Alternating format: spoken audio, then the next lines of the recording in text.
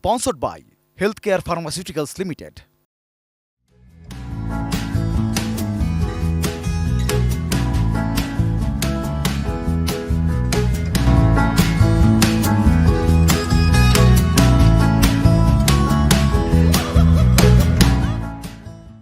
প্রিয় দর্শক, আপনারা দেখছেন এটিএন নিউজ।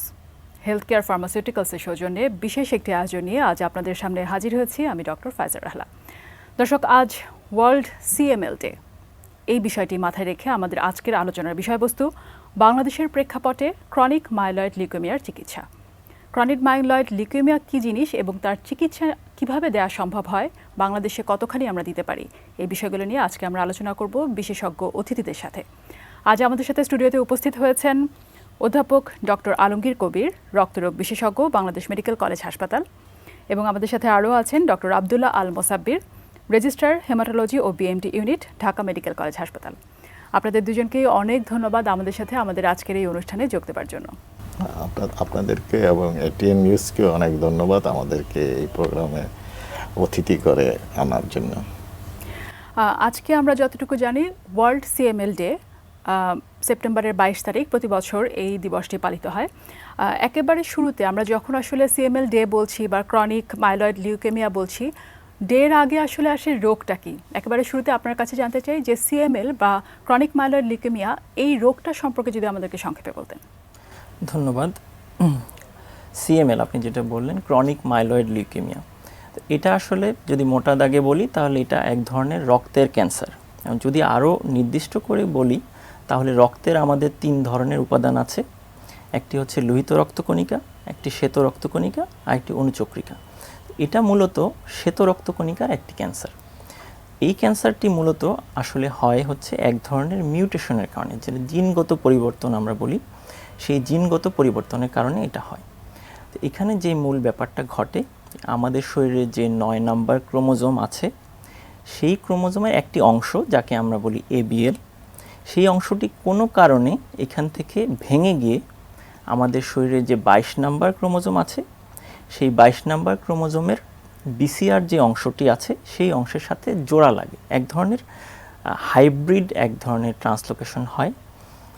সেই হাইব্রিড ট্রান্সলোকেশন বা হওয়ার কারণে এক ধরনের প্রোটিন তৈরি হয়, যেটার নাম হচ্ছে kinase protein, tyrosine kinase protein. CML যে রোগটা, সেই রোগের মূল কারণটি হচ্ছে এই প্রোটিনটি। এই প্রোটিনটি যেটা করে, সেই প্রোটিনটি আমাদের শরীরে যে অস্থিমজ্জা আছে, যেখানে আমাদের শ্বেত রক্তকণিকাগুলো তৈরি হয়, সেখানে গিয়ে শ্বেত রক্তকণিকার একটি অস্বাভাবিক এবং অনিয়ন্ত্রিত বৃদ্ধি ঘটায়। তার ফলে যেটা হয়, শ্বেত রক্তকণিকার সংখ্যা আস্তে আস্তে বাড়তে থাকে। সেটা আমাদের অস্থিমজ্জাকে একরকম দখল করে ফেলে ওইখানে যখন জায়গা আর সংকুলান হয় না, তখন আস্তে আস্তে আমাদের রক্তে এটা চলে আসে এবং শরীরের বিভিন্ন অর্গানে সেটা চলে যায়, এবং সিএমএল যে রোগটা, তার যে উপসর্গগুলো আস্তে আস্তে প্রকাশ পেতে থাকে। আরও অনেক কিছু জানার আছে যেটা আপনি বলছেন উপসর্গ, সেটা নিয়ে আমরা ফিরবো আপনার কাছে। তবে আপনার কাছে এবার একটু আসতে চাই প্রফেসর ডক্টর আলমগীর কবির, আপনি যদি আমাদেরকে বলতেন যে সিএমএল ডে আমরা যেটা বলছি আজ সেপ্টেম্বর 22 তারিখে, এই ডের উদ্দেশ্য কি এবং প্রতি বছর কেন এই দিবস পালন করা হয়? এটা হলো কি, যেন এটাকে আমরা একটা রিমার্কেবল ডে হিসাবে রাখতে চাই। এটা একটা হলমার্ক যে ক্যান্সারের সাথে যে জেনেটিক যে রিলেশনসটা আছে, এই রিলেশনটাই প্রথম আবিষ্কার হয় 1960-তে। 1960-তে একটা ক্ষুদ্র একটা ক্রোমোজোম পাওয়া যায়, যেটা ডক্টর মোসাব্বির বলেছে ক্রোমোজোম 22। সেই ক্রোমোজোমটা আবিষ্কার করলো দুজন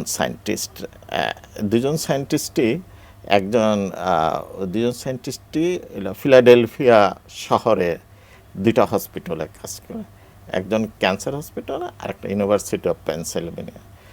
যেহেতু এই 2জন সায়েন্টিস্টই একই শহরের থেকে এই ক্ষুদ্র ক্রোমোজোমটা দেখতে পেল, সেই জন্য ওই শহরের নাম অনুযায়ী এটাকে বলা হয় ফিলাডেলফিয়া ক্রোমোজোম।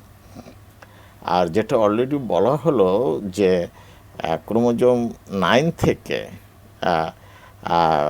কিছু অংশ জেনেটিক ম্যাটেরিয়াল ক্রোমোজোম 22-তে আসছে এবং 22 থেকেও কিছু ক্রোমোজোম 9-এ চলে গেছে। তা তারপর কি হলো যে ক্রোমোজোম 9 এবং ক্রোমোজোম 22-র মধ্যে এই ট্রান্সলোকেশন জেনেটিক এক্সচেঞ্জ হলো ম্যাটেরিয়াল, সেই জন্য এই সেপ্টেম্বরের 22 তারিখে 9/22 তারিখে আমরা ফিলাডেলফিয়া ডে বলি অথবা সিএমএল ওয়ার্ল্ড সিএমএল ডে বলি। সেখান থেকে আসলে সেপ্টেম্বরের 22 এই তারিখটি চলে এসেছে এবং এটা হলো ফার্স্ট জেনেটিক্যাল সাথে যে ক্যান্সারের যে রিলেশনশিপ, এরপরে পরবর্তীতে অনেক ক্যান্সারের সাথে জেনেটিক রিলেশনশিপ আছে, কিন্তু এইটা হলো ফার্স্ট। তাই আমরা এটাকে ওই ডেটা আমরা পালন করি। এই ডেতে আসলে ঠিক কি কি কাজ করা হয় বা কি কি কার্যক্রম থাকে মানুষকে সচেতন করার জন্য? হ্যাঁ, এই ডেটা যে কাজটা, হ্যাঁ, আমরা যেন আমাদের ক্রোমোজোমগুলোকে আমাদের জেনেটিক অ্যাপারেটাসকে হেলদি রাখি। আমরা কিভাবে আমাদের জেনেটিক অ্যাপারেটাসকে হেলদি রাখবো, সেটা হলো যেন রেডিয়েশনস, যেটা রেডিয়েশনস এবং far away from the radiation. কিছু কিছু জায়গায় আমরা রেডিয়েশনটা অ্যাভয়েড করতে পারি না, যেন রেডিওথেরাপি কিংবা রেডিওলজি ডিপার্টমেন্ট, এটা এই একটা জিনিস হলো। আর এখনও বলা হচ্ছে যে জাপানের যে অ্যাটমিক বোম হলো, ওখানেই ইনসিডেন্সটা বেশি এই সিএমএল। তো আমরা আমাদের সমগ্র মানব জাতি যাতে করে রেডিয়েশন ফ্রি লাইফ লিড করে, সেটাই আমাদের সবচেয়ে বেশি এবং দেখা সবাইকে সচেতন করা এই বিষয়টা নিয়ে। জি, অনেক ধন্যবাদ আপনাকে। এবার একটু আপনার কাছে আসতে চাই, যেটা আপনি বলছিলেন উপসর্গ, সাইন সিমটম। একজন সাধারণ মানুষ দেখা যায় যে আমরা অনেক প্রাথমিক উপসর্গ বা খারাপ লাগা আমরা আসলে অ্যাভয়েড করি, আমরা ভাবি ঠিক হয়ে যাবে, কিন্তু পরবর্তীতে দেখা যায় বেড়ে যেতে থাকে এবং বেড়ে গেলে তখন চিকিৎসাও কিন্তু কঠিন হয়ে ওঠে। আপনার কাছে একটু জানতে চাই যে প্রাথমিক পর্যায়ে কী কী ধরনের উপসর্গ থাকে এবং যখন সেটা আমরা ঠিক সময় চিকিৎসা না দিই, আস্তে আস্তে যখন বেড়ে যেতে থাকে, কী কী ধরনের উপসর্গ দেখা যায়? আচ্ছা, তো এখানে আমরা বলছি এটা ক্রনিক মাইলয়েড লিউকেমিয়া, মানে নামটার সাথে ক্রনিক বিষয়টা আছে। তো ক্রনিক মানে হচ্ছে কোনো একটা জিনিস যেটা খুব আস্তে আস্তে আস্তে আস্তে গ্রো করে বা বৃদ্ধিপ্রাপ্ত হয়। তো সিএমএলটাও ঠিক সেই রকমই, এটা খুব আস্তে আস্তে বৃদ্ধি হয়। আপনি জেনে অবাক হবেন, সেটা হচ্ছে 50% বেশি সিএমএল রোগী কিন্তু আসলে ধরা পড়ে সিএমএল এ কোনো সিমটম ছাড়াই। আমি যেটা বলছিলাম, সিএমএল এ যে সমস্যাটা হয়, আপনার খুব আস্তে আস্তে শ্বেতরক্তকণিকাগুলো বৃদ্ধি পায়। তো প্রথম যখন আস্তে আস্তে বৃদ্ধি পেতে থাকে, তখন যেটা মূলত হয়, আমার রক্তে শ্বেতরক্তকণিকার সংখ্যা বাড়ে। ওই সময় দেখা যায় কোনো শারীরিক কোনো ধরনের উপসর্গ আসে না। তো ওইটাকে আমরা বলি বেসিক্যালি ক্রনিক ফেজ, যেটাকে বলছি। তো ওই সময় ধরা পড়ে কিভাবে, যেমন ধরেন আপনি কোনো একটা কাজে একটা সিবিসি করালেন, তখন দেখা গেল যে আপনার রক্তে শ্বেতরক্তকণিকার পরিমাণ বেশি। করোনা গেল, অনেক সিবিসি হয়েছে, অনেকে সিবিসি করেছেন, তো ওইখানে গিয়ে দেখা গেল ধরা। ওইটাকে আমরা বলি ইনসিডেন্টাল ডায়াগনোসিস, যে আমি সিএমএল এর জন্য যাইনি, অন্য কোনো কারণে সিবিসি করিয়েছি, সেখান থেকে ডায়াগনোস হয়েছে। তো এটা আস্তে আস্তে যখন প্রোগ্রেস করতে থাকে, তখন কিছু শারীরিক সিমটম আসা শুরু করে, যেটা আসলে এই ধরনের সিমটমগুলো সিএমএল স্পেসিফিক আমরা বলতে পারবো না। এটা এক ধরনের যে কোনো ক্যান্সারে এই ধরনের সিমটম হতে পারে। এটাকে আমরা বলবো না যে এই ক্যান্সারে এই সিমটমই হবে, এরকম আসলে কোনো সিমটম নেই বস্তুত। তো যেটা হয়, দেখা যায় আস্তে আস্তে প্রথমে শরীরে ওজন কমতে থাকে, তারপরে ক্ষুধা মন্দা হতে থাকে, দেখা যায় ফ্যাটিক, যেটাকে আমরা আনডিউ ফ্যাটিক বলে, দেখা যায় অস্বাভাবিক দুর্বলতা লাগছে, যে একটা কাজ করলে এটাতে দুর্বলতা লাগার কথা না, কিন্তু আমার লাগছে, এই ধরনের কিছু সিমটম হতে পারে। তারপরে যখন আস্তে আস্তে আমার শ্বেতরক্তকণিকাগুলো আমার স্প্লিনে গিয়ে জমা হয়, যেটা আমরা প্লিহা বলি, ওখানে জমা হয়। স্প্লিহাতে যখন জমা হয়, তখন দেখা যায় ওই জায়গাটা একটু ভারী লাগে। তখন রোগীরা বলে যে আমার পেটের বাম পাশটা ভারী ভারী লাগছে, অথবা আমি খেলে খুব দ্রুতই আমার ক্ষুধা চলে যাচ্ছে। তারপর আস্তে আস্তে যখন আরও প্রোগ্রেস করতে থাকে, তখন দেখা যায় পেটে চাকা, এক ধরনের রোগীরা বলে যে আমার বাম পাশে একটা বড় চাকা, এবং দিন দিন এটা বড় হচ্ছে। এটা থেকেও যখন আরও প্রোগ্রেস করতে থাকে, স্টেজ যখন আরও আগাতে থাকে, সিএমএল এ কিছু স্টেজ আছে। প্রথম ক্রনিক ফেজ আছে, এক্সিলারেটেড ফেজ আছে, ব্লাস্টিক ফেজ আছে। তো বেশিরভাগ রোগী মূলত ক্রনিক ফেজই আছে, 90 থেকে 95% আসলে ক্রনিক ফেজই হয়। তো তারপরে যখন আগাতে থাকে, তখন শরীর আস্তে আস্তে আরও বেশি খারাপ হতে থাকে, এবং সেটা অনেক খারাপের দিকে চলে যায়, যেটাকে আমরা বলি অ্যাকিউট লিউকেমিয়ার মতো, যেটাকে বলে ব্লাস্টিক ফেজ। তখন জ্বর আসা, শরীরের ওজন আরও বেশি কমে যাওয়া, তারপর শরীরে ব্যথা হওয়া, তারপরে বিভিন্ন আরও অনেক ধরনের সিমটম আছে যেগুলো ক্যান্সারের সাথে রিলেটেড, যেগুলো অ্যাকিউট লিউকিমিয়া যাকে আমরা বলি, ওই ধরনের সিমটম তখন আসা শুরু করে। কাদের বেশি হয় সেরকম আমরা কোনো গ্রুপ অফ পিপলকে আলাদা করতে পারি? আচ্ছা, এইখানে সিএমএল আসলে যদি কোনো কারণ আমরা খুঁজতে যাই, সিএমএল আসলে কোনো কারণ এখনো পর্যন্ত পাওয়া যায়। আমরা যেটা জানি সেটা হচ্ছে স্যার যেটা বললেন একটা মিউটেশন, এটা আমরা কিন্তু গত 60 বছর ধরেই জানি যে একটা এই মিউটেশনের কারণেই কিন্তু এই সিএমএলটা হচ্ছে। কিন্তু এই মিউটেশনটা কেন হচ্ছে এটার আসলে কোনো সুনির্দিষ্ট কারণ নেই। একটা কারণ বিজ্ঞানিকরা আবিষ্কার করেছেন, যেটা স্যার বলেছেন যে অ্যাটমিক বম্ব ফেলার পরে জাপানে দেখা গেছে যে প্রচুর পরিমাণে সিএমএল ধরা পড়ছে। তো রেডিয়েশনটা কিন্তু সরাসরি সিএমএল সাথে যুক্ত। এছাড়া আসলে কোনো ধরনের কোনো কিছু নির্দিষ্ট করে বলা আসলে সম্ভব না যে এই কারণে সিএমএল হতে পারে। জি, আপনাকে অনেক ধন্যবাদ। আমরা আবার একটু আপনার কাছে আসতে চাই। আমরা উপসর্গগুলো শুনলাম এবং অনেক সময় দেখা যায় ইনসিডেন্টাল ডায়াগনোসিস, হঠাৎ করে ধরা পড়ে যে উনি আসলে আক্রান্ত। বাংলাদেশের সাধারণ মানুষ অনেকেই দেখা যান যে ক্যান্সার শুনলেই ভয় পান এবং তখন তারা মনে করেন আমার দেশে চিকিৎসা হবে কিনা, আমি কোথায় যাব। আপনার কাছে জানতে চাই, আমরা চিকিৎসা সম্পর্কে শুনবো, তবে তার আগে আসলে জানতে চাই যে বাংলাদেশে কোথায় কোথায় সিএমএল এর চিকিৎসা সম্ভব? অত্যন্ত আনন্দের কথা হলো সিএমএল এর চিকিৎসা বাংলাদেশের সব প্রান্তেই হয়। আমাদের দেশে আমরা যারা হেমাটোলজিস্ট আছি প্রায় 200-র মতো, আমরা সবাই সিএমএল এর চিকিৎসা দেই এবং সিএমএল এর চিকিৎসা ইনিশিয়ালি এত কঠিন কিছু না এবং এখন সায়েন্টিস্টরাও বলতে চায় যে CML is a curable disease. তো চিকিৎসা তো হয়ই এবং বাংলাদেশের সব প্রান্তেই সিএমএল এর চিকিৎসা এখন হয়। কত ভাগ রোগী আসলে সুস্থ হন এই ব্যাপারে যদি কোনো একটা ধারণা দিতেন, যেহেতু ক্যান্সার নিয়ে আসলে এক ধরনের ভীতি রয়েছে। না, সেটা হলো যে না, আমি যে বাংলাদেশের যে হিসাবটা সিএমএল এর হিসাবটা আমি বলি আপনাকে, সেটা হলো যে বাংলাদেশে আবার 30,000-এর মতো সিএমএল পেশেন্ট নতুন হয়। এটাকে আমরা বলি অ্যানুয়াল ইনসিডেন্স। তো এই 30,000 আমরা ট্রিটমেন্ট স্টার্ট করি এবং তারা তো খারাপ থাকে না এবং সুস্থ হয়ে যায়। তো সেভাবে আবার নেক্সট ইয়ারে এরকম 30,000 অ্যান্ড নেক্সট ইয়ারে অ্যানাদার 30,000। এই ট্রিটমেন্টগুলো উন্নত বিশ্বে যেরকমভাবে খুব মেটিকুলাস হয়, আমরা ওই মেটিকুলাসনেসটা পারি না। আমরা আর কোনো ডিফারেন্স নেই। আমাদের চিকিৎসা পদ্ধতি, ডায়াগনোসিস পদ্ধতি, মনিটরিং সব কিছুই উন্নত বিশ্বের সাথে এক আমরা। কিন্তু আমরা হলো কি সব পেশেন্টকে, মানে আমরা যদি 18 কোটি মানুষ থাকি, সবাইকেই আমরা এই চিকিৎসার আওতায় আনতে পারি না, যেহেতু কিছু কিছু ইনভেস্টিগেশনস এবং ঔষধের দাম একটু বেশি, সেজন্য পাই না। কিন্তু চিকিৎসা আমাদের দেশে আছে।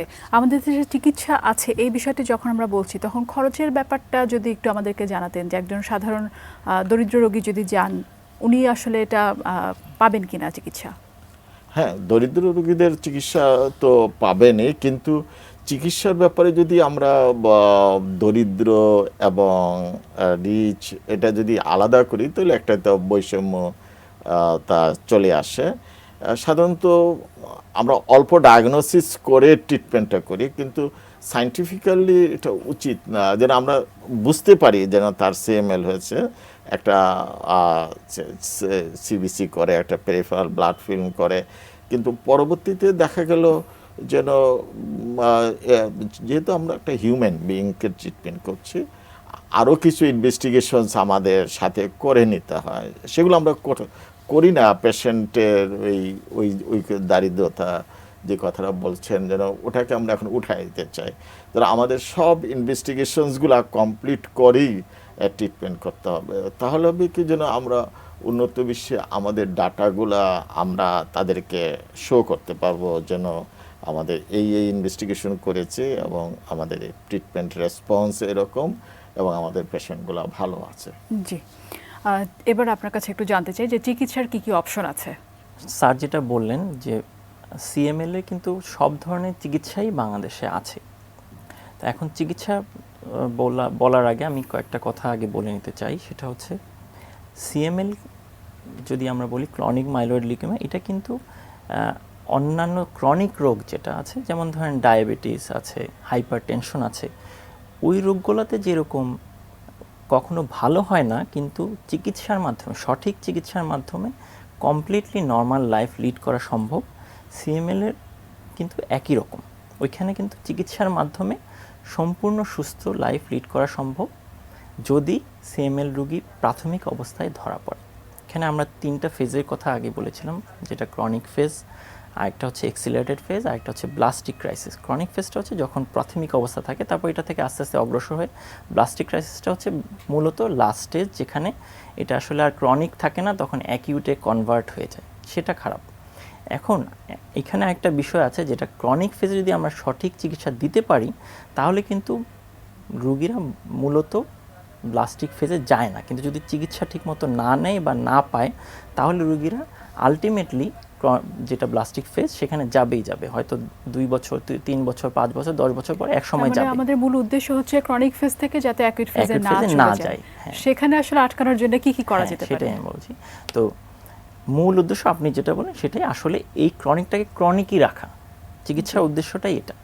তো সেটার জন্য ওষুধ যেটা আছে, এবং খুবই আনন্দের ব্যাপার যেটা, ওষুধটা কিন্তু মুখে খাবার ওষুধ দিয়েই কিন্তু এটাকে নিয়ন্ত্রণ করার সময়, এটাকে আমরা বলছি টিকেআই, টাইরোসিন কাইনেজ ইনহিবিটর, এবং এটা বিভিন্ন ধরনের আছে। প্রথম 2001 সালে কিন্তু প্রথম টাইরোসিন কাইনেজ ইনহিবিটর আসে, যেটার নাম হচ্ছে ইমাটিনিব। সেই ইমাটিনিব কিন্তু তখন টাইম ম্যাগাজিন যেটা আছে, ওয়ার্ল্ড রিনাউন্ড ম্যাগাজিন, সেখানে কিন্তু প্রচ্ছদে ওই নামটা এসেছিল, এবং সেখানে বলা হয়েছিল এটাকে ম্যাজিক বুলেট। এটা ইমাটিনিব হচ্ছে একটা ম্যাজিক বুলেট। কারণ কি, ইমাটিনিবটা শুধুমাত্র, এটা কিন্তু কোনো কেমোথেরাপি না, শুধুমাত্র আপনার যে কারণে সিএমএলটা হচ্ছে, আমরা যেটা বলছি একটা জিনগত পরিবর্তনের কারণে, যেটা 922 ট্রান্সলোকেশনের কারণে, শুধুমাত্র ওইখানেই কিন্তু এই ওষুধটা কাজ করে, এবং তার পরবর্তীতে এটার সাথে আরও ভালোভাবে কাজ করে এরকম ডাসাটিনিব, নিলোটিনিব, পোনাটিনিব, এই ধরনের ওষুধ এসেছে। তো এই ওষুধটা যেটা, এখানে আমি 2টা জিনিস মূলত এমফেসিস দেব, সেটা হচ্ছে শুধু ওষুধ খাবে যে সেটা না, সেটার সাথে মনিটরিংটাও এখানে কিন্তু খুবই ইম্পর্টেন্ট জিনিস। তো আমাদের কাছে অপশন আছে ওষুধ খাবার। ওষুধ খেলে দেখা যায় রোগীরা 3 মাস 4 মাস ওষুধ খেলে রোগীরা ভালো হয়ে যায়, যে সিমটমগুলো থাকে সেগুলো আস্তে আস্তে চলে যায়, রক্তে যে রক্তকণিকার পরিমাণ বেড়ে গিয়েছিল সেটাও নর্মাল হয়ে যায়, রোগীরা খুব ভালো ফিল করে। কিন্তু এই যে আগে বলেছিলাম, এটা ডায়াবেটিসের মতো ক্রনিক রোগ, এটা কিন্তু সারা জীবনই আপনাকে ওষুধ খেয়ে যেতে হবে, এটা কিন্তু খুবই ইম্পর্টেন্ট, এবং ফলোআপটা তার মানে ফলোআপটা এখানে খুবই জরুরি। এবং নির্দিষ্ট সময় পর পর ডাক্তারের কাছে গিয়ে কিছু নির্দিষ্ট পরীক্ষা আছে, যে পরীক্ষাগুলো করে দেখতে হবে, যাতে আমার কিছু মাইলস্টোন পয়েন্ট আছে, যেই পয়েন্টগুলোকে আমাকে টাচ করে করে যেতে হবে, যে আমি এই সময় একটুকুতে আসবো, এই সময় ওটুকুতে যাব, সেটা আমাকে মেনে চলতে হবে। জি, অনেক ধন্যবাদ। আরেকটা গুরুত্বপূর্ণ কথা আমি এখানে একটু বলে দিতে চাই, সেটা হচ্ছে সিএমএল, আমি যেটা বললাম যে সারা জীবন কিন্তু খেয়ে যেতে হবে, কিন্তু এখানে কিন্তু আসার একটা কথা আছে, সেটা হচ্ছে ট্রিটমেন্ট ফ্রি রেমিশন বলে একটা, বিজ্ঞানীরা এখন কিন্তু এটা এক ধরনের গবেষণা করছে, যেই গবেষণায় আপনি একটা নির্দিষ্ট সময় পর্যন্ত যদি নিয়মিত ওষুধ খান, তাহলে কিন্তু এই ওষুধটা বন্ধ করা সম্ভব, এবং বন্ধ করলে দেখা যায় 50% মতো রোগীরা কিন্তু আর কখনো ওষুধ লাগে না। তার মানে আমি বলতে চাই, ওষুধ ছাড়াই কিন্তু রোগটা কিওর হওয়া পসিবল, অদূর ভবিষ্যতে হয়তো ওষুধ ছাড়া অনেক রোগী ভালো হয়ে যাওয়ার সম্ভাবনা আছে। অনেক ধন্যবাদ আপনাকে। আমরা একেবারে শেষ প্রান্তে, আমাদের খুবই অল্প সময় আছে, আপনার কাছে একটু জানতে চাই যে প্রতিরোধের জন্য আমাদের কি করা উচিত বা সচেতন হওয়া জরুরি কিনা, এবং কাদের কিভাবে? প্রতিরোধের জন্য যে জিনিসটা আমাদের সবচেয়ে বেশি দরকার, এখানে তো আমরা তো রেডিয়েশনটা অ্যাভয়েড করতে পারবো না, যদি কিছু রেডিয়েশন আমরা পাই, আমাদের ওজোন লেয়ারটা তো ঠিক রাখতে হবে সেটা। তারপরে আমাদের যেসব পারমাণবিক চুল্লি যেখান থেকে আমাদের পাওয়ার সাপ্লাই আসে, সেগুলার একটা নির্দিষ্ট জায়গা থাকতে হবে যেখান থেকে মানব সভ্যতা একটু দূরে থাকে। এগুলো তো অনেক, আমাদের যেটা এই সিএমএল সম্পর্কে যেটা বলা হয়েছে কি, যে যেটা বলল যেন ডক্টর মোসাব্বির, যে আমাদের এই লো ইনকাম এবং মিডিয়াম ইনকাম কান্ট্রির দেশগুলোতে হয় কি, আমি ওষুধ খেলো আমার পেশেন্ট, 2 মাস খাওয়ার পরে সে হি ফিলস গুড, সে এখন ওষুধ বন্ধ করে দেয় একটা, অথবা ওই যে বিভিন্ন টাইম লাইনে যেই আমাদের ইনভেস্টিগেশনগুলো করা উচিত সেগুলো আমরা করতে পারি না, করেও না। এতে হয় কি যেন অপটিমাল রেসপন্সটা আমরা পাই না, সাব অপটিমাল রেসপন্স পাই, অথবা এইগুলা আর রেসপন্সিভ না। বুঝলেন, আপনি যেভাবে ধরতে পারেন যেন অ্যান্টিবায়োটিকটা রেজিস্ট্যান্স হয়ে গেছে এই জাতীয়, তখন কিন্তু আমাদের আর ওই অ্যালোজেনিক স্টেম সেল ট্রান্সপ্লান্টেশন ছাড়া অন্য কোনো পথ থাকে না। তো ওদের এই জিনিসটার উপরে খুব জোর দিয়েছে। আর একটা হলো কি যেন উন্নত বিশ্বের এটার মিডিয়ান এজ হলো 60 to 70 ইয়ার্স, আর আমাদের এই লো ইনকামিং কান্ট্রিগুলোতে 30 to 40 ইয়ার্স। তাতে আমরা যদি রিমিশন ফ্রি রাখতে পারি, ওই টাইমটায় আমরা কিন্তু চাইল্ড বিয়ারিংটাকে অনার করতে পারি। He can take the child baby. আরেকটি প্রশ্ন না করে নয়, সেটি হচ্ছে যে আমরা চিকিৎসা নিয়ে কথা বলছি বাংলাদেশে, সরকারি পর্যায়ে কি এই চিকিৎসা আমরা পাই কিনা? Yes, very nice question. হ্যাঁ, আমরা পাচ্ছি। সেটা হলো মানে ঢাকা মেডিকেল কলেজে মনে হয় কিছু আছে, এবং ক্যান্সার ইনস্টিটিউট আছে, কিন্তু এটাকে কিন্তু আরও কম্প্রিহেন্সিভ করতে হবে। যেন আমি যেটা একটা হিসাব করেছিলাম, এটার হিসাবটা একটু ইজিয়ার। তার কারণ হলো কি যেন কোনো মানে এই যে ডিজিজটার কোনো জিওগ্রাফিক্যাল ভেরিয়েশন নেই, এবং কোনো রেশিয়াল ভেরিয়েশন নেই, এবং কোনো ইথনিক ভেরিয়েশন নেই। সব সারা পৃথিবীতে একই ইনসিডেন্সে হচ্ছে। তাতে আমাদের দেশে পার ইয়ারে এখন এই মুহূর্তে মানে প্রতি ইয়ারে আমাদের প্রায় 200 কোটি টাকা পেশেন্টের খরচ হয়। এই টাকাটা আমার মনে হয় যে আমরা একটু করে চিন্তা করতে পারি গভর্নমেন্টের পক্ষ থেকে এরকম। এছাড়া আরও কিছু কিন্তু ইন্টারন্যাশনাল অর্গানাইজেশন আছে, ধরেন একটা আছে গ্লিব্যাক ইন্টারন্যাশনাল পেশেন্ট অ্যাসিস্ট্যান্স, তারপর ম্যাক্স সলিউশন পেশেন্ট অ্যাসিস্ট্যান্স। ওইগুলোর সাথে আমরা যারা হেমাটোলজিস্ট আছি আমরা যোগাযোগ করে কিছু ফান্ড ডেভেলপ পেতে পারি। জি, আপনাদের দুজনকে অনেক ধন্যবাদ আমাদের সাথে আমাদের আজকের এই অনুষ্ঠানে যোগ দেওয়ার জন্য, এবং ক্রনিক মাইলয়েড লিউকেমিয়া সম্পর্কে আমাদের দর্শকদেরকে এত কিছু জানানোর জন্য অনেক ধন্যবাদ। আপনাকেও ধন্যবাদ, এবং দর্শকদেরকেও ধন্যবাদ এই অনুষ্ঠান দেখার জন্য। প্রিয় দর্শক, হেলথ কেয়ার ফার্মাসিউটিক্যালসের সৌজন্যে ওয়ার্ল্ড সিএমএল ডের বিশেষ এই আয়োজন আজ তাহলে এ পর্যন্তই। ভালো থাকুন, সুস্থ থাকুন, দেখতে থাকুন এটিএন নিউজ।